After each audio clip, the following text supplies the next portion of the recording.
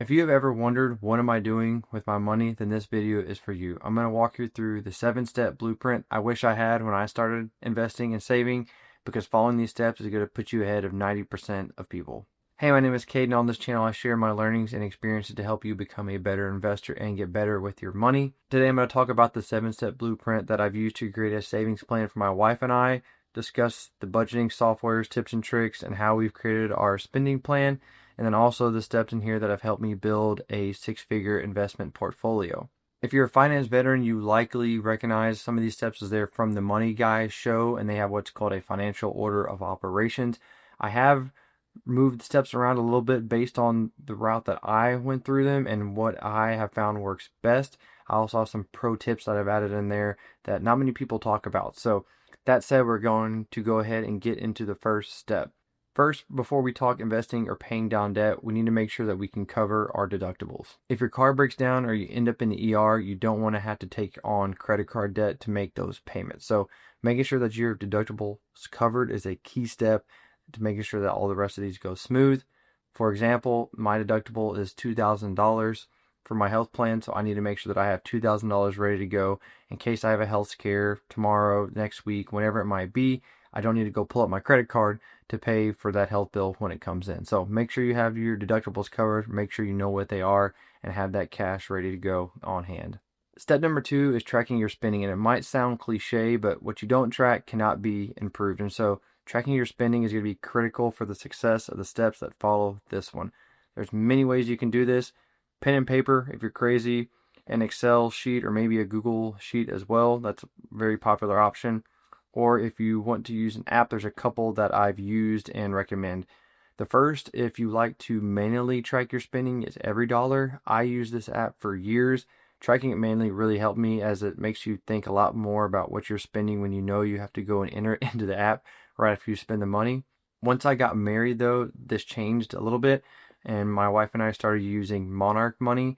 This has been great, though, so far, and my wife likes using it, so that's a big plus. But we have all of our savings, checking, and investing accounts linked in the same place.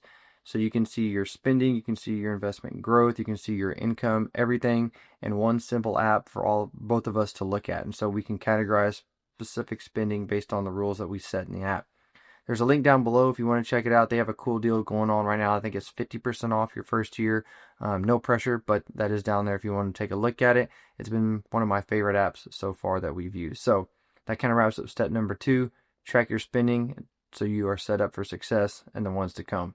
Building off of step number 2 is when we start really nailing down your financial security. So this is building an emergency fund, and tracking your spending in step number 2 is critical to this emergency fund. The reason for this is that most people recommend that you build a savings of 3 to 6 months of your living expenses. If you don't track your spending, you're not going to know what your living expenses were, and so you're not going to know how much you have saved up and or how long that's going to cover you for. 3 to 6 months is a typical rule here, but this is somewhere where I kind of disagree. At minimum, I recommend a 6-month emergency fund. This is 6 months of living expenses based on the spending data that you track. If you have a family, a lot of dependents, I've seen this go up to 12 months. But if you do want to risk it and live on the edge a little bit more, you can shrink this down to 3 months. A pro tip here is to have this savings in a high yield savings account or a money market fund. Both of these type of accounts will let you earn some type of yield on this savings, since you will want to keep it in cash and do not invest it. I know that's another hot topic, but this is money that you might need tomorrow. Putting it in the market is probably not the best idea due to the volatility. Coming in at number 4 is where things start to get a little bit more fun, and that is getting your full 401k match. So many employers offer what is called a 401k match, and this is essentially where they will match dollar for dollar how much you invest in your 401k.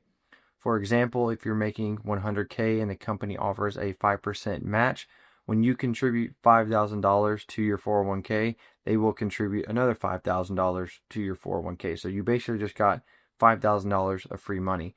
This is a great benefit that many employers offer. My employer personally offers a 5% match when I contribute 6%. So it's a little bit different. If you assume I make 100k and I contribute 6,000, then they will match another 5,000 behind that. So this has been a key factor in growing my 401k over the last few years and making sure that I get that match. Even if you don't want to max out your 401k or put a lot of money in your 401k, if your employer offers a 401k match, you want to make sure you are at least contributing enough to get that full match, because like I said, this is the closest thing to free money you're probably ever going to get. So make sure you take advantage of it. Following your 401k match, you're going to start paying down your high interest credit card debt. Interest rates on credit card debt average around 20 to 27%, which is absolutely insane. So you want to make sure if you have this high interest debt that you get it paid down as soon as possible. There are a couple options for paying down this debt: the snowball method and then also the avalanche method. I won't go into depth on those two in this video. You can do a quick Google search of them, put them in ChatGPT, and take a look at those two different strategies. Pick which one you think will work best for you and get after it, because once you get your debt paid down, it's really going to open up what you can do with your investments. And on the note of investments, that takes us right into step number 6, which is where we start talking about some tax advantage accounts. These are critical for building your wealth, as nobody likes paying taxes. So your Roth IRA and your HSA are two accounts that we are going to want to try and max out in this step. Your Roth IRA has an annual max of $7,000. It also has an income limit based on whether you're married or single. I'll probably throw those up in a chart right here, but between the income limits and also the annual contribution limit, you are kind of limited on when you can contribute to this account and how much you can contribute to it. So that is why if you are eligible for it, you want to take full advantage of it. Money going into this account will be after tax. So once you get paid, you will take this money, stick it in your Roth IRA.